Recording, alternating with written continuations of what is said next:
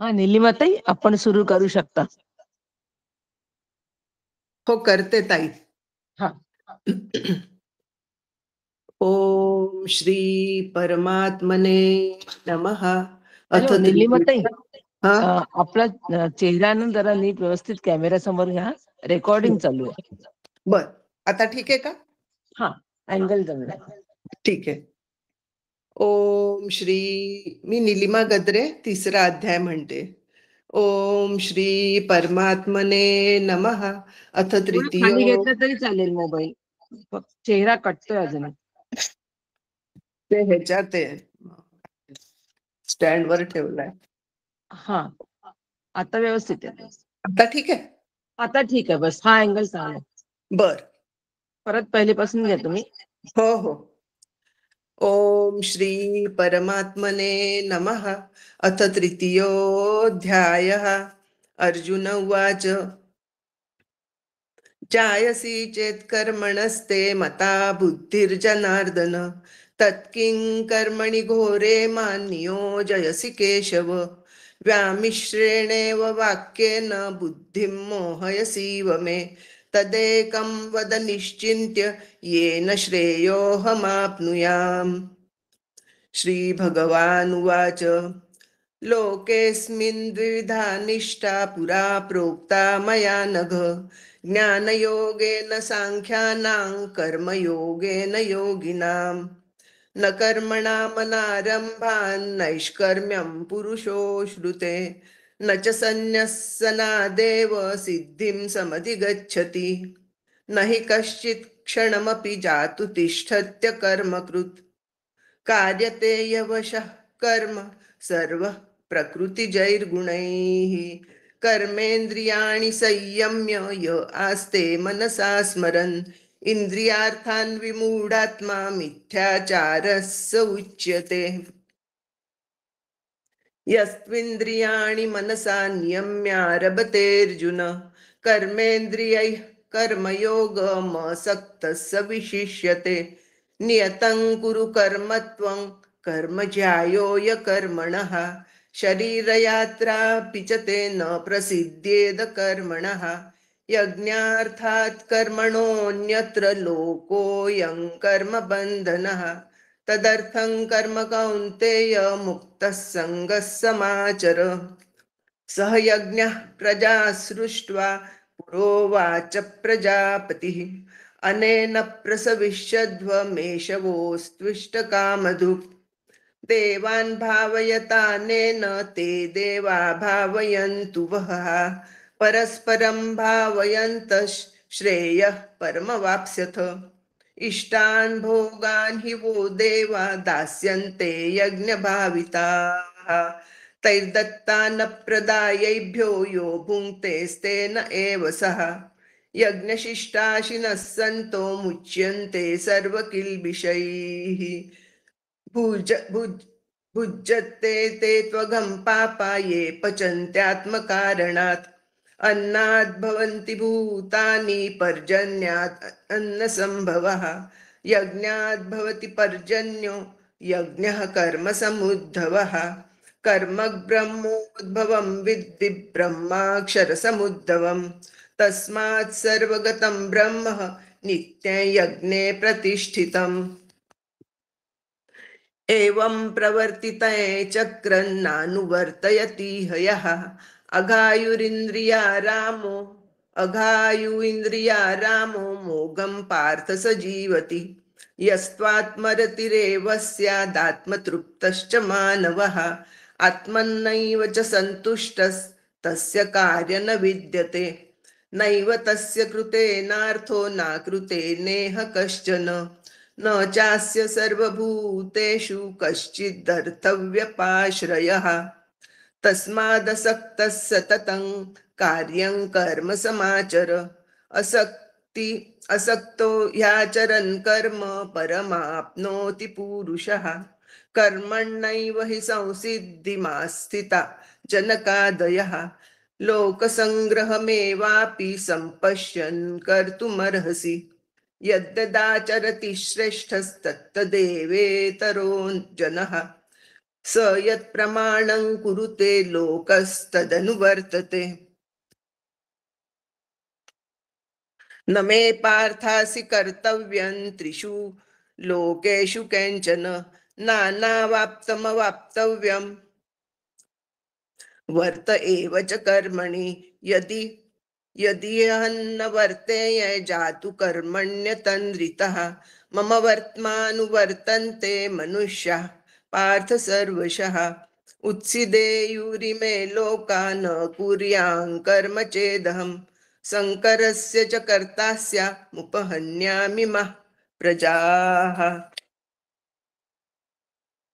सक्ताः कर्म सक्ताः कर्मण्य विद्वांसो यथा कुर्वन्ति भारत कुर्याद् तथा सक्तश्चिकीर्षुर्लोकसङ्ग्रहम् न बुद्धिभेदय जनयेद् ज्ञानां कर्मसङ्गिनां जोषयेत् सर्वकर्माणि विद्वान् युक्तः समाचरन् प्रकृते क्रियमाणानि गुणैः कर्माणि सर्वशः अहंकार विमूढात्मा कर्ताहमिति मन्यते तत्त्ववित्तु महाबाहो गुणकर्म विभागयोः गुणागुणेषु वर्तन्त इति मत्वा न सज्जते प्रकृतेर्गुणसम्मूढाः सज्जन्ते गुणकर्मसु तान कृत्स्नवि तान कृत्स्नविदो मन्दान् कृत्स्नविन्न विचालयेन् मयि सर्वाणि कर्माणि सन्न्यस्याध्यात्मचेतसा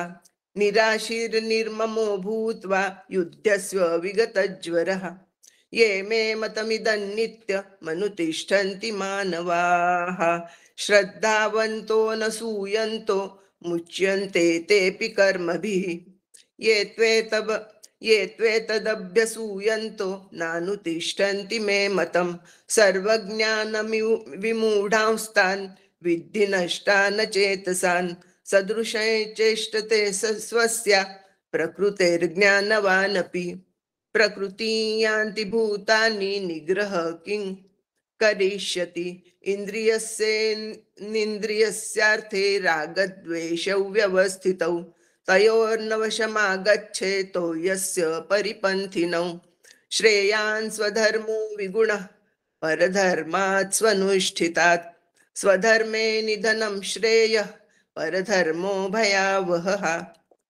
अर्जुन उवाच अथ केन प्रयुक्तोऽयं पापे चरति पूरुषः अनिच्छन्नपि वार्ष्णेय बलादिव नियोजितः श्रीभगवानुवाच काम एष क्रोध एष रजो गुणसमुद्धवः महाशनो महापाप्मा विद्येन मिह वैरिणाम् धूमेनाव्रियते वह्निर्यथा दर्शो मलेन च यथोल्बेनावृतो गर्भस्तथा तेनेदमावृतम् आवृत्तै ज्ञानमेतेन ज्ञानिनो नित्यवैरिणा कामरूपेण कौन्तेय दुष्पुरेणानलेन च इन्द्रियाणि मनोबुद्धिरस्याधिष्ठानमुच्यते ऐतेर्विमोहयत्येषत् ज्ञानमावृत्य देहिनम् तस्मात् त्वमिन्द्रियाण्यादौ नियम्य भरतर्षभ पाप्मानं प्रजहीयेन ज्ञानविज्ञाननाशनम् इन्द्रियाणि पराण्याहुः इन्द्रियेभ्यः परं मनः मनसस्तु परा बुद्धिः यो बुद्धे परतस्तु सः एवं बुद्धे परं बुद्ध्वा संस्तभ्यात्मानमात्मना जहि शत्रुं महाबाहो कामरूपं दुरासदम् ओम तत्सदिति श्रीमद्भगवद्गीतासु उपनिषत्सु ब्रह्म विद्यायां योगशास्त्रे श्रीकृष्णार्जुन संवादे कर्मयोगो नाम तृतीयोऽध्यायः। ओम तत्सत्।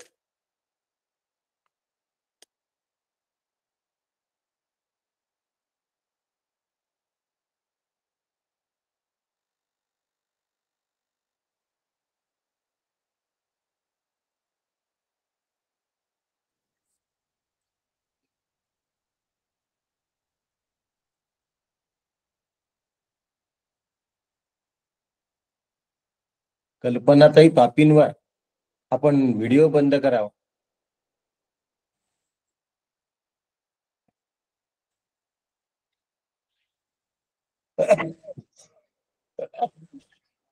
व्हिडिओ बंद करावा.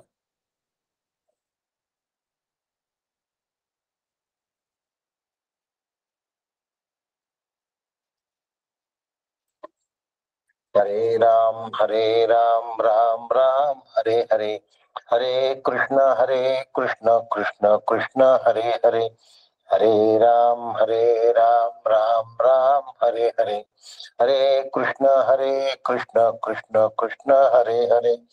सद्गुरुनाथ महाराज की जय. वंशी घोषित करान्नवनीरदाभात पीतांबरा दरुणबिंब फलाधरुष्टा पूर्णेंदु सुंदर मुखादरविंद नेत्रात् कृष्णात् परम किमपि तत्त्वमहं न जाने.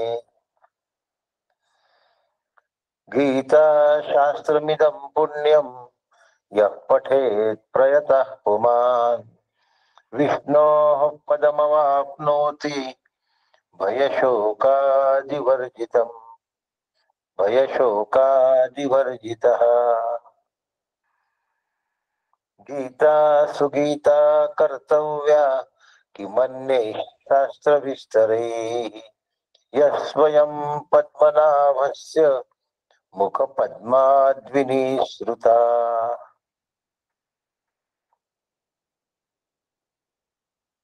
शङ्करं शङ्कराचार्यः सद्गुरु सर्वसन्निभः, सर्वेषां शङ्करः सन्तु सच्चिदानन्दरूपिणः.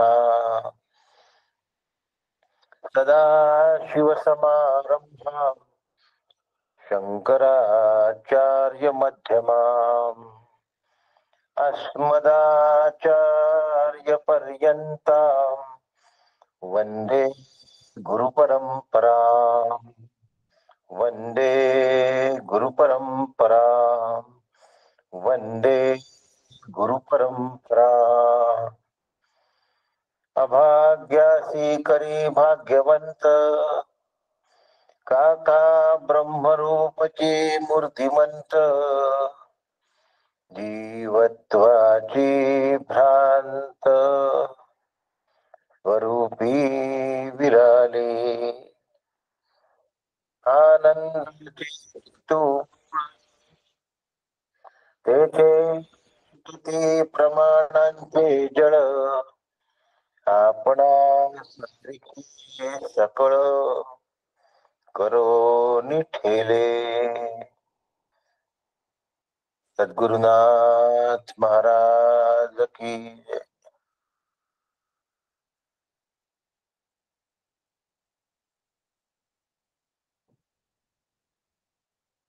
परमपूज्य सद्गुरु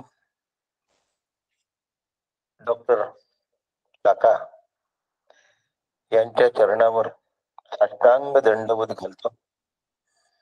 परमपूज्य मंदाताई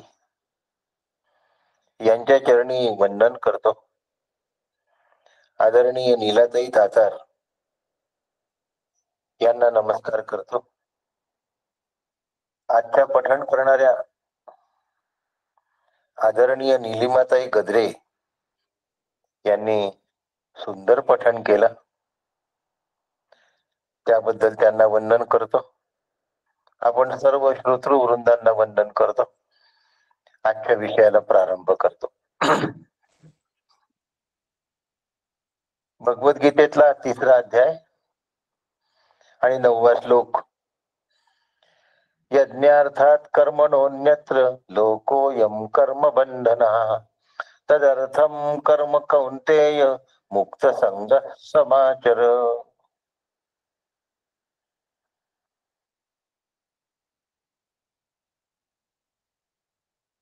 श्रुती स्मृती स्वाध्याय हे आपल्या अभ्यास वर्गाचं नाव आहे.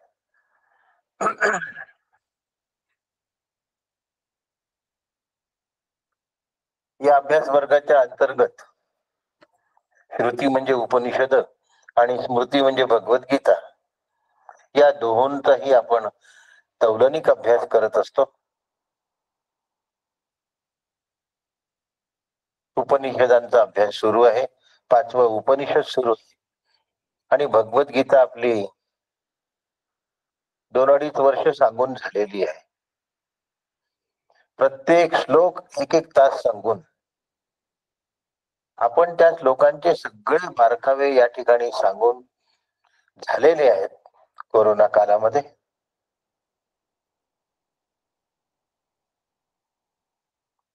एवढं सगळं झाल्यानंतर सुद्धा काकांनी, डॉक्टर काकांनी सांगितलं की भगवद्गीतेचा अभ्यास अखंड चालू ठेवायचा, कायम स्वरूपी चालू ठेवायचा, नेहमी करता चालू ठेवायचा.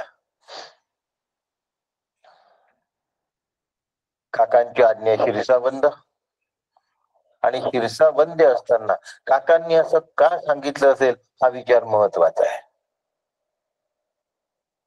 त्या अनुषंगिक श्रुती स्मृती स्वाध्याय मंच स्थापन केला.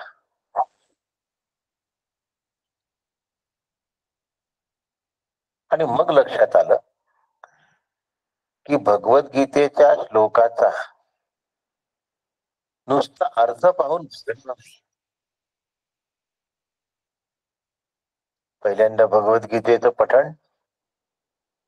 पठणानंतर अर्थावगहन, त्यावर विवेचन, निरूपण, आणि आता जे अर्थ आपण आजवर पाहिलेत आनंदाचे डोही या YouTube चॅनलवर, आपल्याला संपूर्ण भगवद्गीता आणि त्याच्यावरची प्रवचन मिळतील या ठिकाणी केलेले 2-2.5 वर्षाचे. पण हे लक्षात आलं की भगवद्गीतेचं नुसतं पठण पुरेसं नाही, भगवद्गीतेचा नुसता अर्थही एकदा जाणून त्याच्यावर प्रवचन करणं पुरेसं नाही, तर माझ्या सगट आपल्या सगळ्यांना भगवद्गीतेचं अनुसंधान, आचरण करता आलं पाहिजे. त्याला निधिध्यासन असं म्हणतात. आणि भगवद्गीतेचं निधिध्यासन जर आपल्याला साधणार असेल तर भगवद्गीतेचा अभ्यास म्हणजे जीवनामध्ये भगवद्गीता आली पाहिजे, जीवनामध्ये भगवद्गीता उतरली पाहिजे.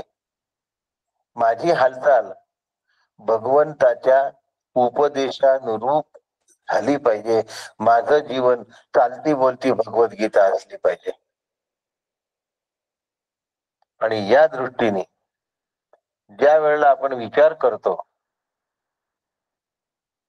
त्यावेळेला श्रुती स्मृती स्वाध्याय मंच ह्याचा जो उद्देश आहे तो उद्देश साफल्याकडे जातो. नुसतं अर्थावगहन करून होणार नाही, त्या अर्थाचं माझ्या जीवनात काय झालं पाहिजे, आचरण झालं पाहिजे. त्याला निधिध्यासन असं म्हणतात. भगवद्गीता निधिध्यासनाचा ग्रंथ आहे आणि आचरण करण्याच्या दृष्टीने या श्लोकात काय सांगितलं आहे हा आता आपला भगवद्गीता घेण्याच्या मागचा उद्देश आहे. यापूर्वी आपण 2-2.5 वर्ष घेतलं त्यावेळेला गीतेमध्ये काय सांगितलं आहे ते आम्हाला कळून घेण्यासाठी होतं, आता सांगितलेलं आचरण करण्यासाठी आहे. या पूर्वीचे 2.25 वर्ष गीतेच्या अर्थाचं अवगाहन होतं आणि आता अर्थाला जीवनामध्ये आणण्याच्या दृष्टीने म्हणजे आचरणाच्या दृष्टीने हा अभ्यास आहे. म्हणून श्रुती स्मृती स्वाध्याय मंच यशस्वीतेकडे जातोय, काकांनी सांगितलेल्या उद्देशाकडे जातोय. मी संख्येवर कधीच भर दिला नाही आणि देणार सुद्धा नाही.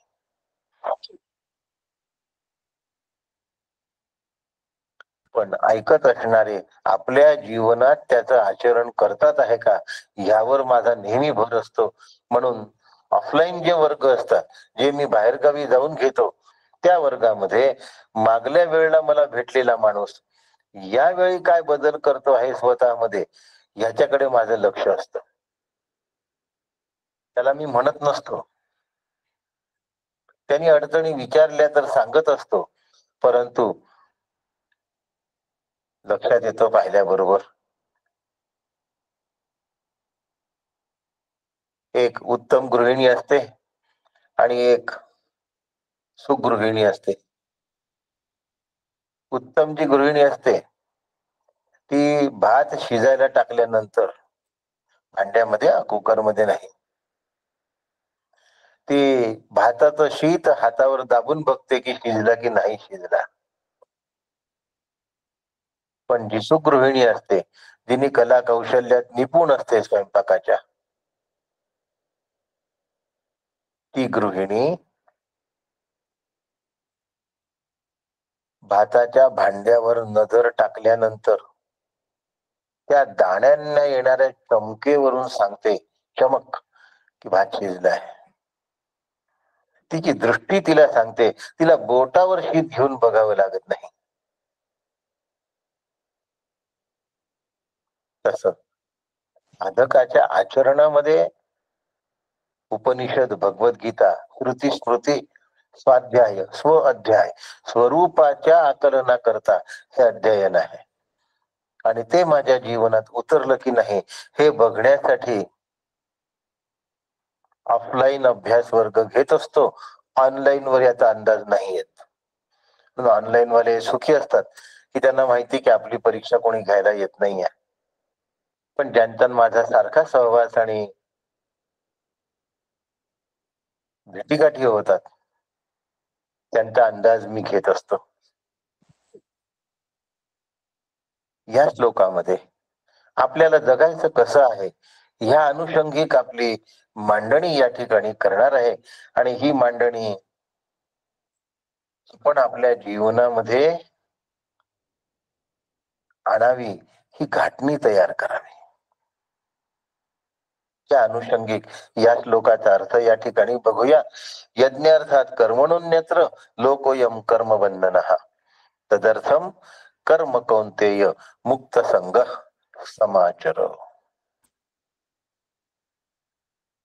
कशासाठी मुक्त संघ म्हटलाय हो?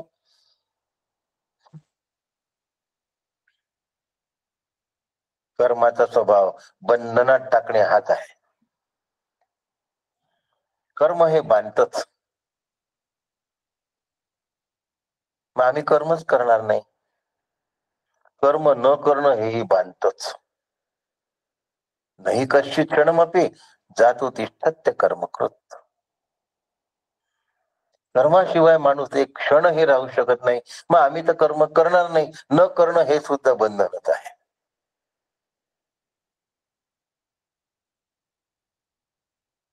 झाला प्रारंभ.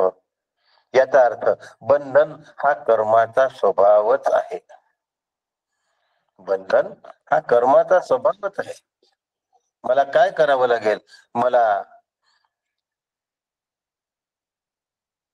कर्म टाळता येणार नाही, पण बंधन टाळता येतं. आला आता प्रश्न सुरू. आपल्यासाठी आहे, गृहस्थाश्रमासाठी आहे. गृहस्थाश्रमाला कर्म टाळता येत नाही.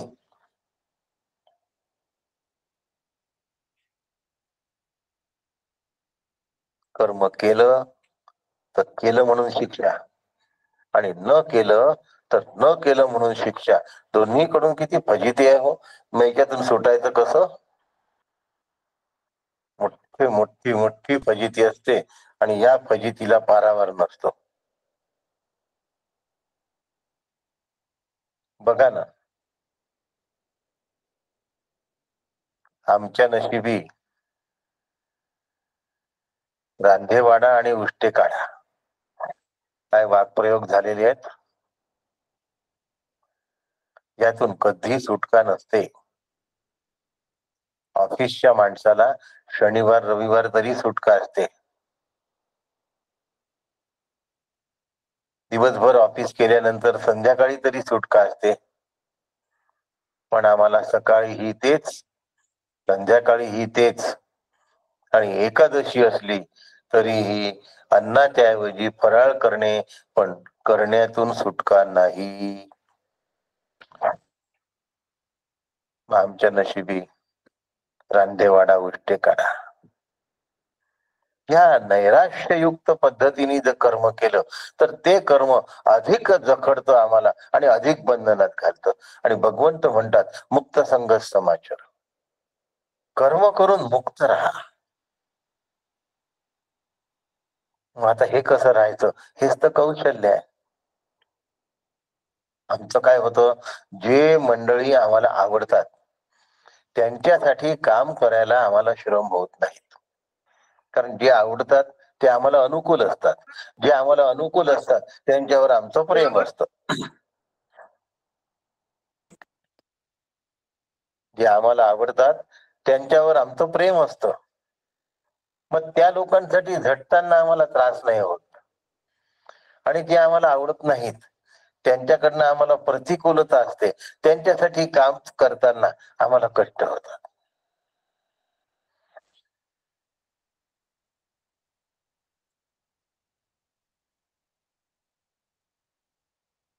आपल्या मुलासाठी लाडू करताना काही त्रास होत नाही, आणि दुसऱ्यांसाठी करताना काय हे येऊन बसलेत, आता करावंच लागतं, नाईलाज आहे, नाही केलं तर बरं दिसणार नाही. आपल्या घरी कोणी आले आणि त्यांच्यासाठी काही केलं तर नाही, तर ते आपल्याला काय म्हणतील, नावं ठेवतील. म्हणजे कर्म न केल्याने ही बंधन आहे आणि कर्म केल्याने ही बंधन आहे. कर्म केल्याने अधिक अधिक आसक्तीमध्ये संघामध्ये जडत जातो, आणि कर्म न केल्यामुळे त्या कर्म न करण्याचं पाप आपल्याला लागतं. म्हणजे कर्म न केल्याचा दोष आपल्याला लागतो. आणि म्हणून मग करायचं तर कसं करायचं. म्हणून भगवंत म्हणतो लोकोयम कर्मबंधन, अयम लोक कर्मा बंधनाश्च. बहुतांश लोकांना कर्म हे बंधनात अडकवत. म्हणून गमतीने खूप जण म्हणतात, बघ रे बाबा, एकदा जर तू विवाह वेदीवर उभा झालास, मग मात्र जात दळण्याशिवाय पर्याय नाही. मग कर्माच्या बंधनाशिवाय पर्याय नाही. लोकोयम कर्मबंधन. कोणत्या कर्माने बंधन होतं, पहा माझ्या जीवनात मी काय करतोय, काय करायला पाहिजे आणि कसं करायला पाहिजे, म्हणजे मी मुक्त संघ होईल, हा सांगण्याचा भाग आहे. श्लोकांचा अर्थ सांगण्याचा भाग नाहीये. श्लोक माझ्या जीवनात उतरवण्यासाठी मी काय केलं पाहिजे हे सांगण्याचा भाग आहे.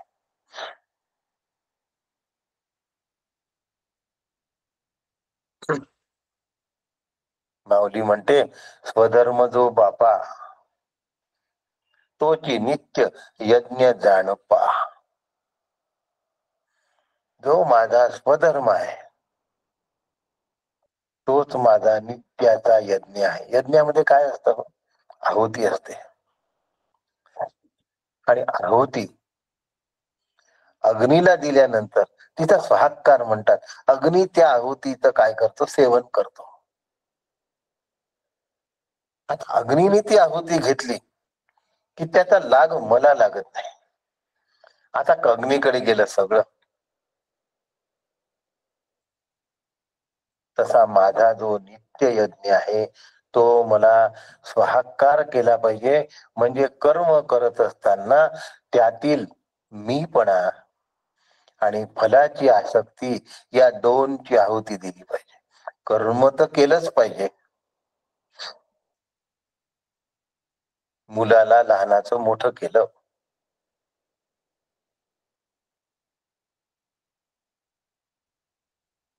आम्ही होतो म्हणजे पुरुष किंवा स्त्री, आई किंवा वडील, म्हणून आमचा मुलगा मोठा झाला हा मीपणा. आणि आता मोठं झाल्यानंतर तो आमची म्हातारपणची काठी बनेल हा ममत्व. अहम आणि ममत्व या दोनची आहुती त्याचं पालन पोषण करताना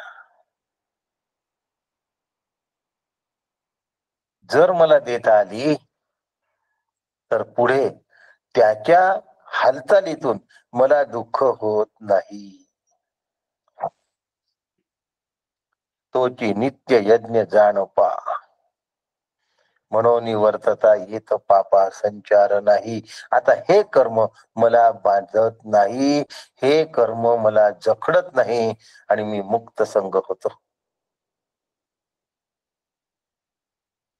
म्हणजे कर्तृत्वाभिमान आणि फलासक्ती या दोन गोष्टींच स्वाहाकार यज्ञ करायचा, आहुती द्यायची आहे. कर्म करत असताना कर्तृत्वाभिमान आणि फलासक्ती यांची आहुती द्यायचा आहे, म्हणजे तो यज्ञ झाला. तैत्तिरीय उपनिषद म्हणताय की यज्ञ वै विष्णू. संहितेमध्ये असं सांगितलंय. आणि व्यापनोती इति विष्णू ही विष्णूची व्याख्या आहे. आता यज्ञ वै विष्णू ही एक व्याख्या झाली आणि व्यापनोती इति विष्णू ही दुसरी व्याख्या झाली. म्हणजे यज्ञ हाच परमेश्वर आहे. आता मग ते यज्ञ कुंड, यज्ञ विधी, घृत, तीळ हा यज्ञ अभिप्रेत नाही आहे. तुकोबा म्हणतात तीळ जाळीले तांदूळ, तीळ आणि तांदूळ यज्ञामध्ये तुपाबरोबर जाळले, काम क्रोध तैसेची खळ. आणि ठेवून काय घेतलं, काम आणि क्रोध हातमध्ये ठेवून घेतला आणि तीळ आणि तांदूळ याचा बळी दिला.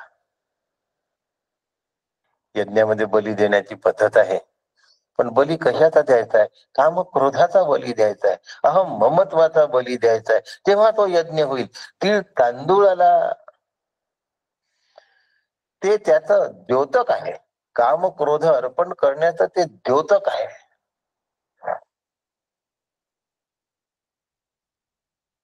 म्हणून स्वतःच्या कामने करता यज्ञ करायचा नाही. मग आता रोजची माझी हालचाल हा गृहस्थाश्रमाचा यज्ञ आहे.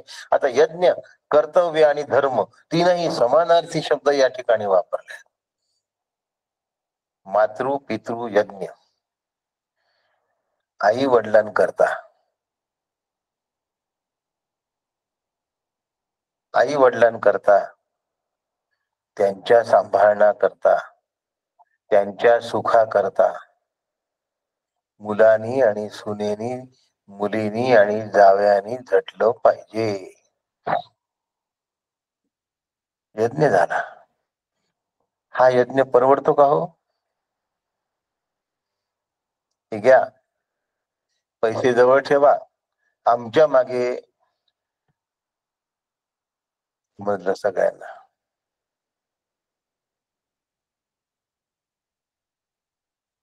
ना लगे जन धन माता पिता, तुकोबा म्हणतात. यातलं सगळ्यात पहिले आम्ही माता पिता ना लगेवर येतो,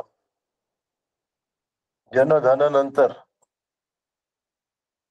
पण माता पिता ना लगेवर सगळ्यात पहिल्यांदा येतो. तुकोबांनी सगळ्यात शेवटी ठेवलाय त्यांना. नाम मनुष्य नच देव यक्षो, मी ब्राह्मण नाही, क्षत्रिय नाही, वैश्य नाही, म्हणून मी पुत्र पण नाही कोणाचा, म्हणून माझी कोणी आई नाही, कोणी वडील नाही. हा शेवटचा भाग आहे. आम्ही सगळ्यात पहिले आई वडिलांना टाकतोय. हा जो भाग आहे तो संन्यास घेण्याच्या वेळची भाग आहे.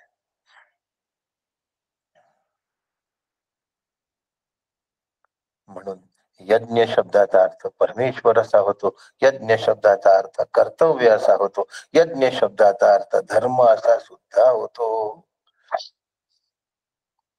निष्कामतेने केलेलं कर्तव्य, निष्कामतेने पाळलेला धर्म हा यज्ञ आहे. काम्य आणि निषिद्ध कर्माने माणूस बद्ध होतो, यात काही शंकाच नाही. ते बद्धता लवकर कळते. चोरी करणारा माणूस हा निषिद्ध कर्म करतो आहे, तो एक दिवस पकडले जाणार आहे. त्यामुळे काम्य आणि निषिद्ध यातलं निषिद्ध कर्म केलं की तो लवकर सापडतो, आणि काम्य कर्म केलं तर जरा उशिरा सापडतो, 1-2 जन्मानंतर सापडतो.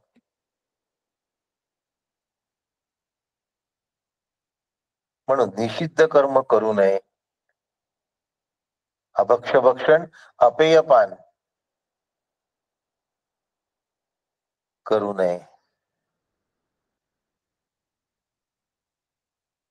त्याला निषिद्ध कर्म असं म्हणतात. मलदोष ज्या वेळेला जास्त बळावलेला असतो त्यावेळेला निषिद्ध कर्माकडे प्रवृत्ती होते. अपेयपान, अभक्षभक्षण, परस्त्री गमन,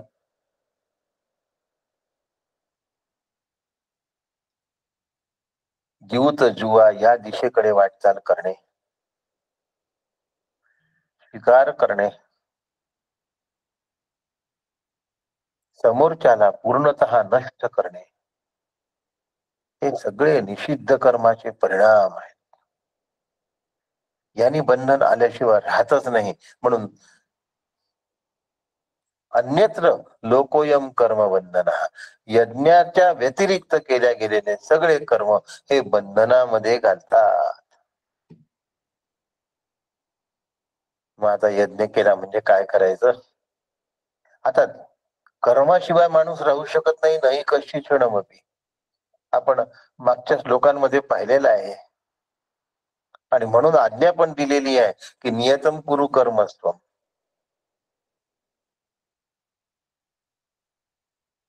कसं करायचं कर्म? कर्मेंद्रियानी संयम्य या असते मनसा स्मरण. नाही तर मग तो मिथ्याचार होतो. आता त्याचा सुंदर उपाय सांगतात. यज्ञार्थात कर्मण. प्रत्येक कर्मातून यज्ञ घडला पाहिजे. सकाळी झोपेतून उठल्यापासून रात्री झोपेपर्यंत आम्ही कर्मरत असतो.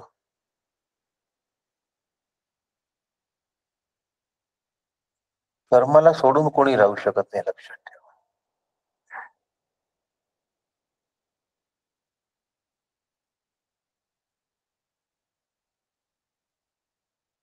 क्रिया आणि कर्म यात एक फरक आहे. तो तुम्हाला स्पष्ट करून देतो. पाणी पिणं ही क्रिया आहे, कर्म नाही. पाणी पिणं ही क्रिया आहे. दुसऱ्याला प्यायला पाणी देणं हे कर्म आहे. दुसऱ्याने प्यायला पाणी मागितल्यानंतर न देणं हे सुद्धा कर्मच आहे.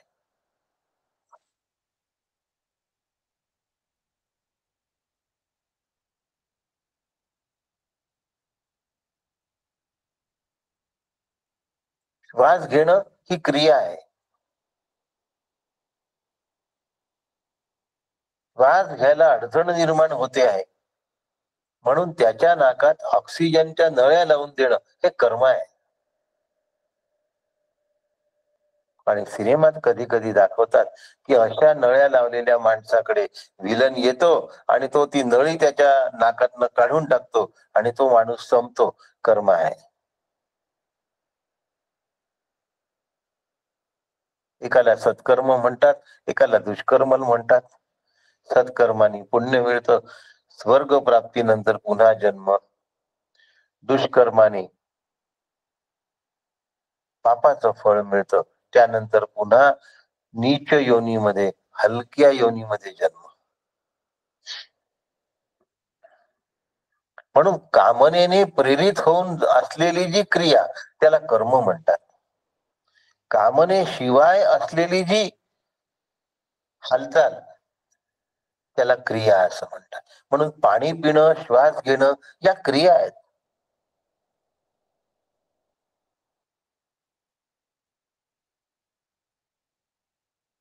म्हणून भोजन करणं ही क्रिया आहे.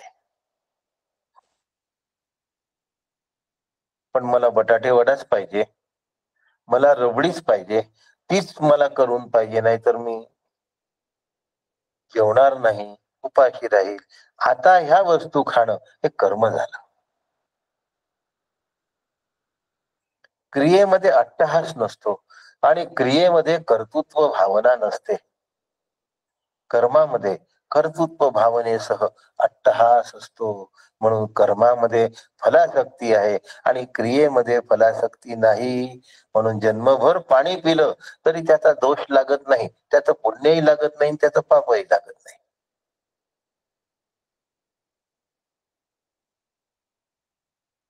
त्यामागे आग्रही भूमिका आली की मी आला आणि मी आला की कर्म आलं.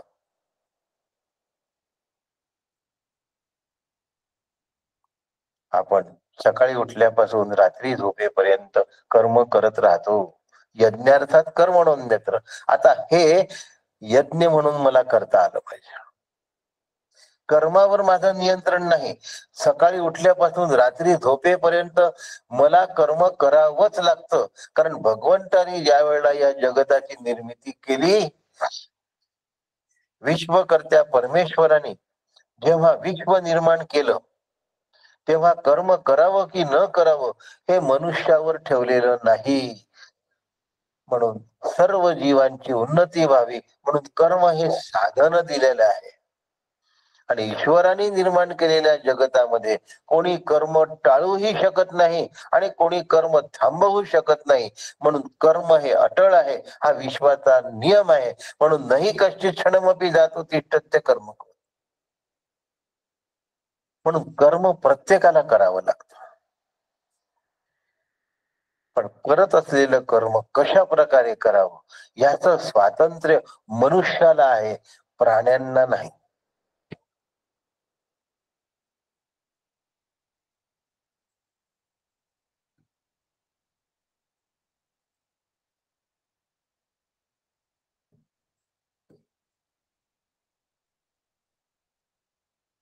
पंधरा टन वनस्पती हत्तीला एका दिवशी खावी लागते. मग त्याला सकाळी उठल्यापासून जे खाण्याचं काम करावं लागतं ना, ते त्याला रात्री झोपेपर्यंत खाण्याचंच काम करावं लागतं. त्याला खात बसण्याशिवाय पर्याय नाहीये. नाही खाल्लं तर जिवंत राहणार नाही. तसं आम्हाला सकाळी झोपेतनं उठल्यापासून रात्री गाढ झोपेपर्यंत कर्म करावंच लागणार आहे. कर्मातून सुटका नाही.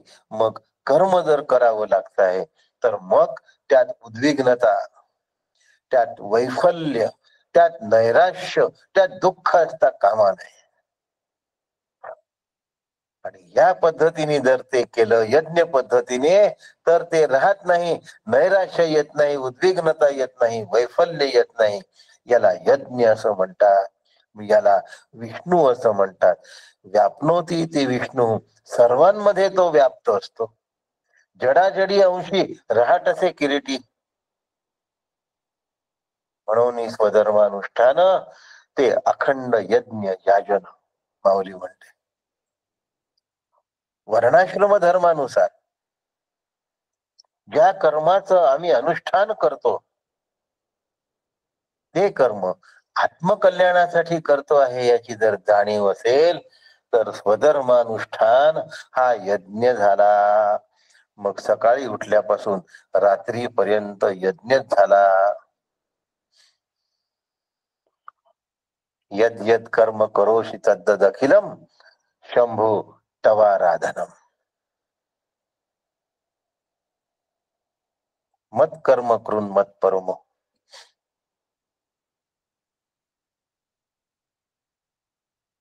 कायेन वाचा मनसेंद्रियैर्वा बुद्ध्यात्म द्यावा. करोमि यत् यत् सकलम परस्मै. जे जे कर्म करेल यद्यत कर्म करोति तत्तद अखिलम, याला योगामध्ये ईश्वर प्रणिधान असं म्हणतात. योगायोगाने कालच नाथ भागवताचा अभ्यास वर्ग ऑफलाईन होता दुपारला. त्यात हाच भागवतातला मंत्र होता. कायेन वाचा मनसेंद्रियैर्वा. यज्ञ याला म्हणतात. हा यज्ञ आहे. सकाळी उठल्यापासून रात्री झोपेपर्यंत जर मी यज्ञ करतो आहे तर मला वैतागवाडी होणार नाही. आणि जर वैतागवाडी होते तर मी यज्ञ करत नाही. भगवंतानी सांगितलं तसं मी वागत नाहीये. नाही होत हो आता माझ्या शरीराच्यानी, नाही होत ना, चिडचिड का करता? तरी मला करावंच लागतं. खोटी गोष्ट आहे. मी केल्याशिवाय होत नाही असं तुम्ही गृहीत धरून ठेवलंय, म्हणून तुमची चिडचिड होते. जरा ती जागा सोडा, आपला चार्ज दुसऱ्याकडे द्या. त्यांना धड करता येत नाही. आता आली पंचायत. जे करता येतं ते गोड माना.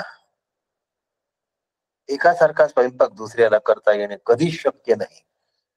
एकासारखं काम दुसऱ्याला करता येणे कधीच शक्य नाही. एकासारखी वाचा दुसऱ्याला वापरता येणे कधीच शक्य नाही. म्हणून आपली तुलना दुसऱ्याशी करू नका, दुसऱ्याची तुलना स्वतःशी करू नका. दोन्ही कर्म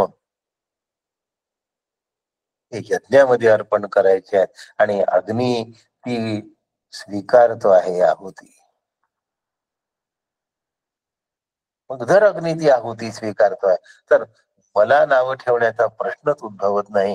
कारण मी केलं ते यज्ञ आणि दुसरा करत असलेला यज्ञ नाही. दुसरा म्हणजे माझ्या जागी दुसरी आणि दुसरा म्हणजे माझ्या जागी दुसरा. इतक्या अपेक्षा जास्त, तेवढी उद्विग्नता जास्त, तेवढं वैफल्य जास्त, तेवढं नैराश्य जास्त, तेवढं कर्म बंधन जास्त. आणि जेवढं बंधन जास्त तेवढा मुक्त संघ कमी.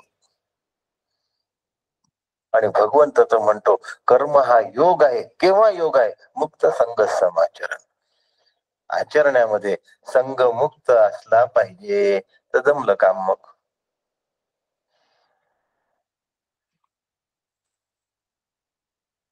जितक्या अपेक्षा अधिक तेवढं विक्षेप अधिक, तेवढ्या प्रतिक्रिया अधिक. म्हणून प्रतिक्रियेशिवाय राहता आलं पाहिजे. प्रतिक्रिया न देता राहता आलं पाहिजे. आम्हाला जसं हवं तसं कधीच घडणार नाही. जग ईश्वराचं आहे. दुसऱ्याच्या घरात कुठे किचन ओटा असावा, कुठे बेडरूम असावी, कोणता हॉल असावा, टीव्ही कुठे लावावा हे आपण ठरवतो का? नाही. मग हे ब्रह्मांड ईश्वराचं घर आहे. यात कुठे काय असावं आणि आपल्या घरात कोणत्या प्रवृत्तीचा आणि प्रकृतीचा माणूस यावा. प्रवृत्ती कळते तुम्हाला? गुणाच्या कमी अधिक प्राबल्यावर प्रवृत्ती तयार होते आणि पंचमहाभूतांच्या योजनेनुसार प्रकृती तयार होते.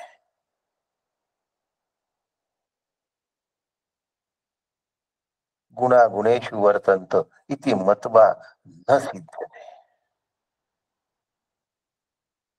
गुण आणि अवगुण हे दोन्ही माझ्या अधिष्ठानावर आहे. ते अधिष्ठान मी आहे हे जर लक्षात ठेवलं तर चांगलं करणाऱ्याचा उदो उदो आणि वाईट करणाऱ्यांचा टीका, या दोन्ही गोष्टींपासून म्हणजे या दोन्ही प्रतिक्रिया देण्यापासून आम्ही स्वतःला वाचवू शकतो आणि आम्ही आनंदात राहू शकतो. भगवद्गीतेच्या अभ्यासाचं हे फल आहे. पण योग्य योग्य विचार करण्याची कुवत नसल्यामुळे शास्त्रावर गीता शास्त्रमिदं पुण्यम विष्णोः पदमवाप्नोति भय शोकादि वर्जितम. माझं हे झालंच पाहिजे. गीताचा अभ्यास केल्यावर भय नाहीच झालं पाहिजे, शोक नष्ट झाला पाहिजे आणि विष्णू पदाची प्राप्ती झाली पाहिजे. व्यापनोतीची विष्णू हो, सगळ्यांमध्ये तो विष्णू आहे. मग आता कुणासाठी काम करण्याची संधी मिळाली आणि शरीर सक्षम नसेल तरी दुःख होणार नाही. मी कसं करू याचा विचार करेल आणि त्याला मार्ग सापडेल. न चिडता. असं न केलं तर अधःपतन आणि असं केलं तर मुक्त संघ. काय आवडेल हो आम्हाला? ईश्वरासाठी समर्पण बुद्धीने कर्म करावं. आम्ही एवढं नातवांसाठी करतो, पण मग त्याला किंवा तिला याची जरा सुद्धा आलं वैफल्य, आलं नैराश्य. तुमची दखल कोणी घ्यावी हे तुम्ही ठरवू नये. दोन प्रकारची कर्म आहेत, एकाला अपेक्षित असं म्हणतात आणि एकाला नियोजित असं म्हणतात. नियोजित भगवंतानी ठरवून दिलेलं आहे आणि अपेक्षित आम्ही ठरवलं असतं. अपेक्षित नुसार कर्म केलं तर मग आमची फसगत आहे, आणि नियोजित कर्म करून ठेवलं तर आम्ही मोकळे होतो, लक्षात ठेवा. म्हणून परमेश्वरासाठी ईश्वरार्पण बुद्धीने जे कर्म केलं जातं, मुक्त संग समाचरण, त्याचा संग लागत नाही, आचरण होतं पण तो मुक्त राहतो, कारण त्याला लाग लागत नाही, म्हणून पुन्हा जन्म घ्यायची वेळ येत नाही. कर्म कोणतंही कळो, त्याचं फळ मिळाल्याशिवाय राहत नाही. मग असं फळ मिळालं पाहिजे आणि तसं फळ मिळालं पाहिजे अशी अपेक्षा कशाला करायची? एखादी गोष्ट प्रसाद म्हणून सेवन केली त्याचा आनंद वेगळा असतो, आणि भोग म्हणून सेवन केला तर त्याचा सुख हे दुःखात बदलल्याशिवाय राहत नाही. ईश्वराने दिलेलं कर्म आणि त्याचं फळ प्रसाद भावनेतून माझ्याकडे आलाय, म्हणून चांगला आणि वाईट कसलाही प्रसंग जरी आला तरी माझं मन प्रसन्न आणि आनंदी राहिलं पाहिजे, उत्साह वर्धक राहिलं पाहिजे. म्हणून अपेक्षित आणि अनपेक्षित, इष्ट आणि अनिष्ट, सुख आणि दुःखात्मक प्रसंगाचा माझ्या मनावर कधीही विचार परिणाम होता कामा नये.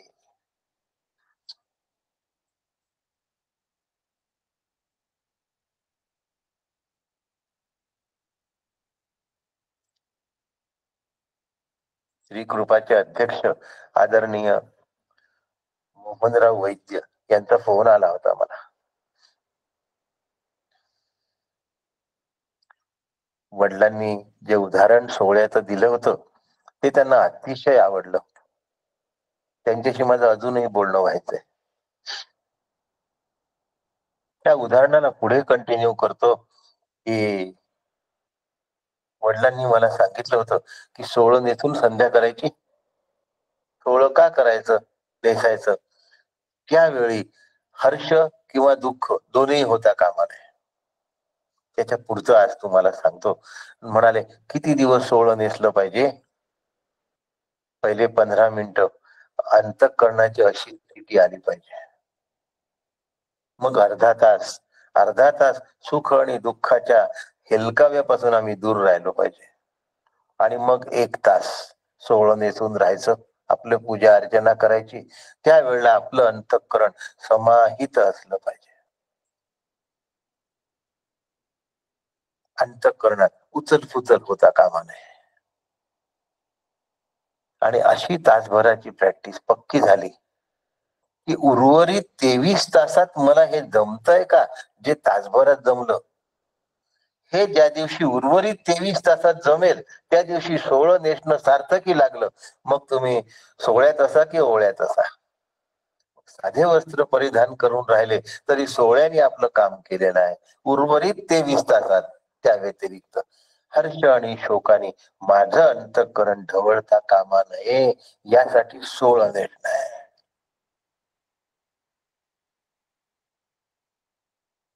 म्हणून अंधश्रद्धा निर्मूलन समितीचे प्रणेते आणि संस्थापक श्याम मानव हे यवतमाळचे असून सुद्धा त्यांची इथे सुरू झाली समितीचे कार्य. तरीही सोहळ्यावर प्रगाढ विश्वास माझा का निर्माण झाला, का टिकला? वडिलांनी असं शिकवलं म्हणून. मग 24 तास सोहळं नेसून राहण्याची गरज नाही. 24 तासाची प्रॅक्टिस साधली की 1 तास सोहळं नेसण्याची पण गरज नाही. मग तुम्ही अखंड सोहळ्यामध्ये आहात. उद्विग्नता आणि हर्ष तुम्हाला स्पर्श करू शकत नाही. जमलं काम.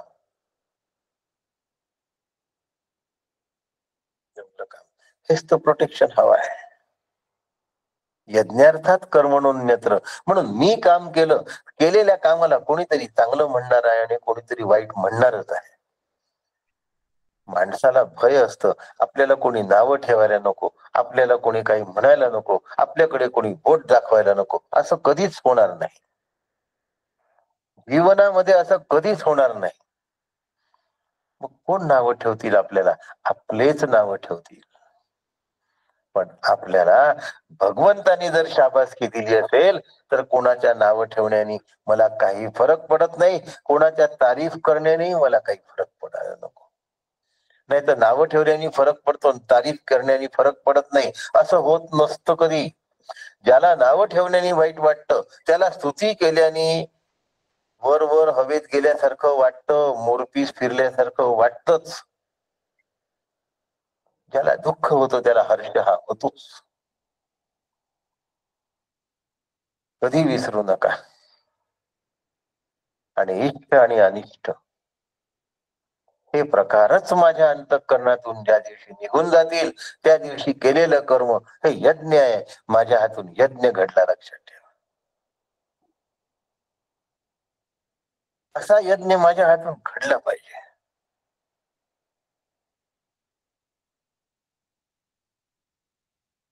जे कर्म बंधनकारक नाही तेच खरं कर्म आहे. हो, तो कर्म योग आहे. तत्कर्म यत न बंधाय. काय आहे? यज्ञार्थात कर्मणोन्यत्र लोकोयम कर्म बंधन तदर्थम कर्म कौंतेय यत कर्म तद न बंधाय. जे मला बंधनकारक नाही त्या कर्मामध्ये आता जमलं हो काम.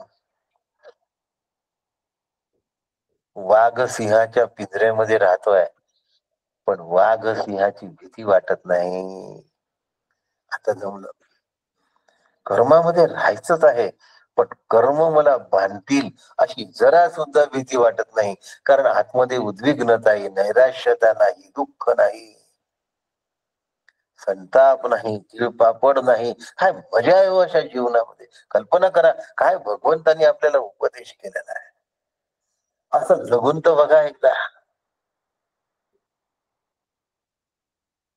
म्हणून गीता आई आहे, गीता ही माता आहे, श्रुती ही माता आहे. माझं हित म्हणजे कल्याण गीता माताच करू शकते. आई स्वतःचा जीव पणाला लावेल पण बाळाला वाचवते. भगवद्गीता जीवाला म्हणजे मला वाचवते. माझ्यासाठी भगवंतांनी सांगितली, अर्जुनाला निमित्त केलाय. अर्जुनाला सांगितले हे मनात काढून टाका. मला सांगितली अर्जुनाच्या निमित्ताने. मला जर भगवंतानी एवढं सुंदर तत्वज्ञान सहजगत्या सांगितलंय, मी ते जगलं पाहिजे की नाही? भय शोकादी वर्जित आहात, मी झालो पाहिजे की नाही? विष्णू पदमवाप्नोती, मला मिळालं पाहिजे की नाही? यज्ञ वै विष्णू असा यज्ञ आहे. ह्या यज्ञाचं मला आचरण करायचं आहे.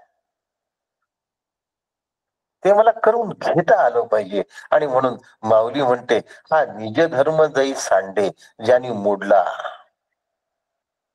आणि कुकर्मी रती घडे.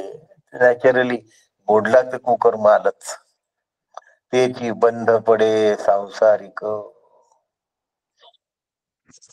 चांगल्या मार्गाने पैसा नाही मिळवला, दरोडे आणि चोऱ्या करून मिळवला, तैची बंध पडे, लगेच हातकड्या पडतात. म्हणून स्वधर्म अनुष्ठान ते अखंड यज्ञ याजन. म्हणून वर्णाश्रम धर्मानुसार जे आचरण आहे ते यज्ञ आहे, तेच याजन आहे. जो करीतया बंधन काहीच न घडे तो मुक्त संघ आहे, लक्षात ठेवा.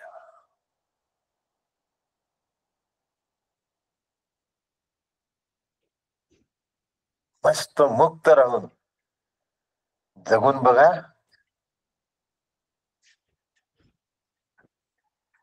राजासारखं जीवन बघा. राजाला कोणीकडे जायचं आणि कोणीकडे नाही जायचं असं बंधन नाही आहे, लक्षात ठेवा. तो कोणीकडे जाऊ शकतो, केव्हाही जाऊ शकतो, कुठेही जाऊ शकतो, कसाही जाऊ शकतो.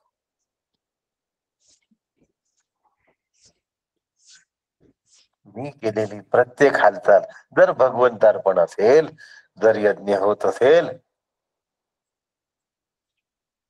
तर माझं अंतःकरण व्यापनोती ती विष्णू, सगळीकडे व्यापक होऊन सुद्धा परमेश्वरार्पणच झालेलं असतं. जगताशी लिप्त होतच नाही. मुक्त संघ, संघातून सुटला हो. बंधन संघात आहे.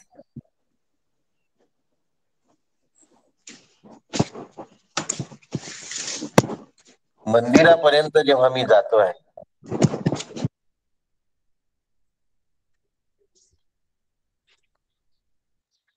मंदिरापर्यंत जेव्हा मी चप्पल घालून जातोय पायामध्ये, तेव्हा त्या चपलेचा मला सहवास आहे.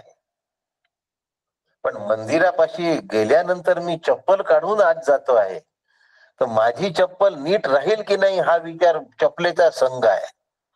पायात असेपर्यंत सहवास आहे, पायातनं निघाल्यानंतरही तिची आठवण म्हणजे संघ आहे. कर्म करत असताना कर्तृत्वाचा सहवास आहे, पण तो जर लागलाच नाही तर संघ लागतच नाही. नंतर आठवणच होत नाही. मी एवढ्याची एवढी केली मुलं, संघ झाला. तू कोणाला एवढ्याची एवढी करणारा? तू नसतास तरी ती तेवढ्याची तेवढीच झाली असती, जेवढी होणार होती तेवढीच झाली असती. तू तुझ्या मुलाला ऑफिसर करू शकला, IAS नाही करू शकला,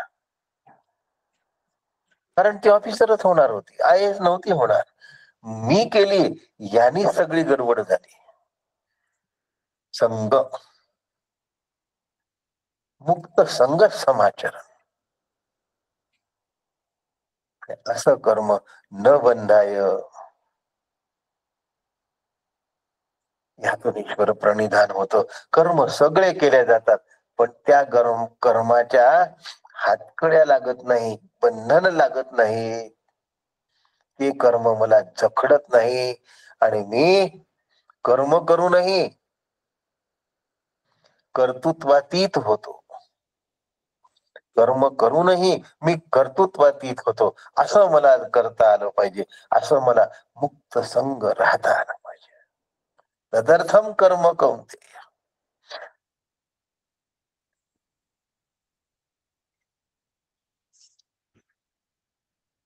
लोक जसं बंधनयुक्त कर्म करतात तसं तू करू नकोस.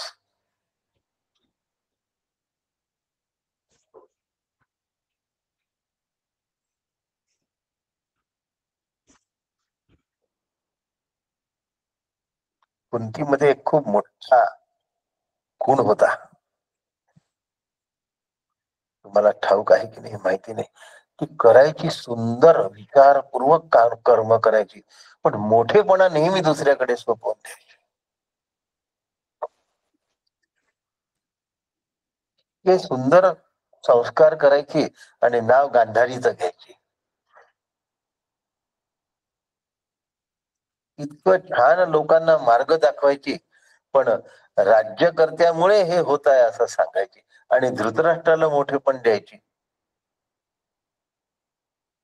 म्हणून या ठिकाणी कौंतेय म्हटलंय.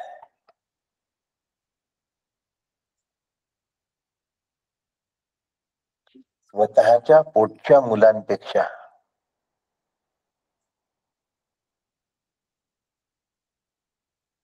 कोणाच्या मुलांना तिने पोटच्या मुलांपेक्षा चांगलं सांभाळलं. सहदेव आणि नकुल, माद्रीच्या मुलांना.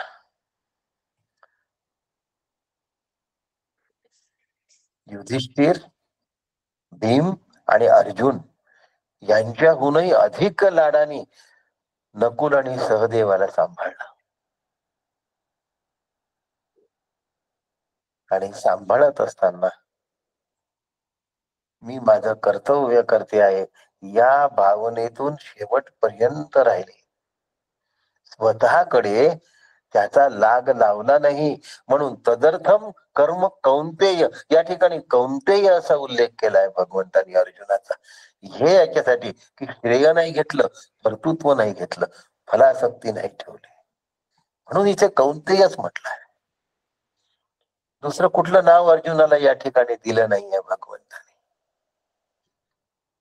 कारण कर्मबंधनातून सुटण्याची सुंदर कला कुंती जवळ होती, म्हणून माता कुंती श्रेष्ठ आहे, लक्षात ठेवा. तदर्थम कर्म कौंतेय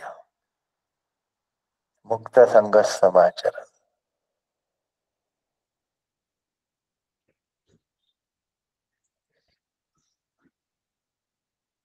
मी मुलांना मोठं केलं हा भाव कुंतीने नाही ठेवला. माद्री पंडूराजांबरोबर गेली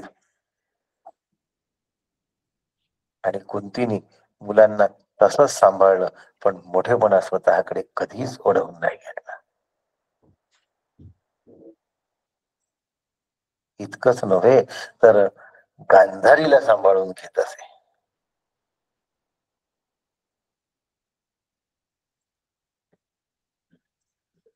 म्हणून या ठिकाणी अर्जुनाला कौंतेय नावाने भगवंतानी संबोधलं आहे. तिकडे आहेत. या पद्धतीने जर आपण राहिलो तर मग यज्ञार्थात कर्मणोन्यत्र लोकोयम कर्मबंधनः तदर्थम कर्म कौंतेय मुक्त संग समाचर. काय भगवद्गीता आपल्याला देते हो. आई बाळाला मऊ घास करून देत असते, जो त्याला रुचकरही लागेल आणि पचेल सुद्धा, आवडेलही आणि पौष्टिकही होईल. हे गीता मातेचं वैशिष्ट्य आहे. हे ज्ञानेश्वरीचं वैशिष्ट्य आहे. स्वधर्म जो बापा तोची नित्य यज्ञ जाणपा, म्हणून वर्तता येत पापा संचार नाही. तदर्थम कर्म कौंतेय.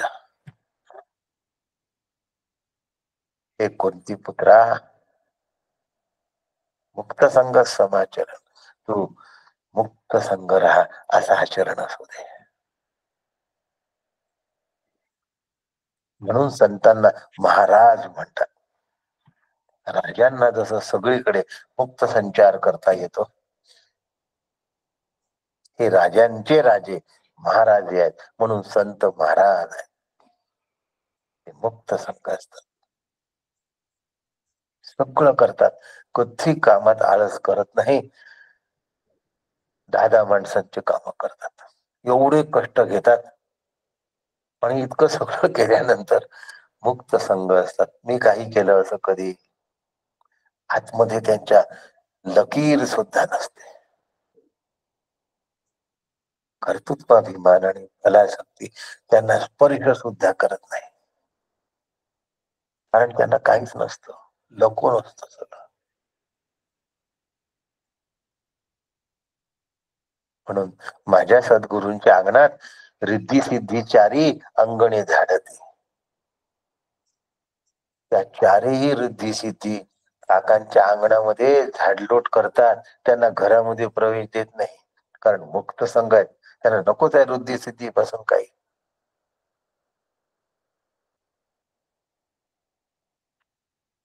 रिद्धी सिद्धी वाट बघतात की आम्हाला तुम्ही कधी बोलवता, आणि हे त्यांच्याकडे ढुंकून सुद्धा पाहत नाही. हे वैशिष्ट्य आहे काकांचं. का असं जगू शकले तर मला असं जगता आलंच पाहिजे. आणि भगवद्गीतेने आपल्याला मार्ग दिलाय. काकांनी सांगितलाय आजन्म भगवद्गीतेचा अभ्यास, प्रस्थानत्रयी. म्हणून श्रुती स्मृती स्वाध्याय मंच सार्थकी लावावा, म्हणून प्रत्येकाच्या आचरणात हे आलं पाहिजे. मी संख्येसाठी मागे लागत नाही, आचरणाचा आग्रह धरण्याचा प्रयत्न करतो. आपण त्याला प्रतिसाद द्यावा, आणि जर दिला तर माझ्या सद्गुरु कृपेने आपल्याला यश आल्याशिवाय राहणार नाही, एवढं मी विश्वासाने आपल्याला सांगतो. आणि आजचा विषय या ठिकाणी थांबवतो. आपल्या सगळ्यांना वंदन करतो. राम कृष्ण हरी. रामकृष्ण हरी काका. रामकृष्ण. राम रामकृष्ण हरी काका. रामकृष्ण हरी. रामकृष्ण. दैवताई रामकृष्ण हरी. छायाताई रामकृष्ण हरी. सुनंदाताई रामकृष्ण हरी. रामकृष्ण हरी. जयश्रीताई रामकृष्ण हरी. रामकृष्ण हरी. प्रीतीताई रामकृष्ण हरी. खूप छान वाटतंय, आनंद ज्योतिताई वाटतोय अगदी. गोपटकर अपर्णाताई रामकृष्ण. रामकृष्ण हरी काका. मेधाताई रामकृष्ण हरी. प्रियाताई रामकृष्ण हरी. रामकृष्ण. उषाताई रामकृष्ण. रामकृष्ण हरी. कैवलताई रामकृष्ण हरी. रामकृष्ण हरी काका. अपर्णाताई रामकृष्ण हरी काका. रामकृष्ण काका, हरी. रामकृष्ण हरी. काका रामकृष्ण हरी. करतो डापू साहेब. बोला ना. रामकृष्ण डापू हरी. साहेब नमस्कार करतो. रामकृष्ण. बरोबर. रामकृष्ण हरी. रामकृष्ण हरी काका. रामकृष्ण हरी. रामकृष्ण हरी. रामकृष्ण हरी.